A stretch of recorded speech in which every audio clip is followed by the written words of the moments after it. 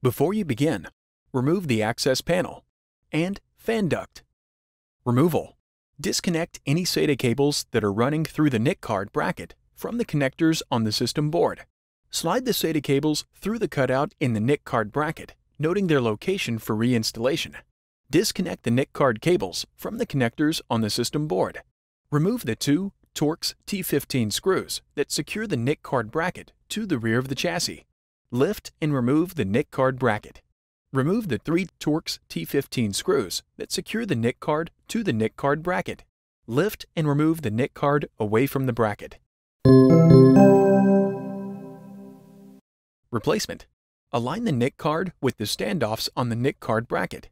Replace the three Torx T15 screws that secure the NIC card to the NIC card bracket. Align the NIC card bracket with the holes in the chassis, ensuring the cutouts in the NIC card bracket are positioned over the guide pins. Replace the two Torx T15 screws that secure the NIC card bracket to the rear of the chassis.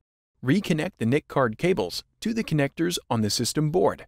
Slide any SATA cables that were previously removed through the cutout in the NIC card bracket.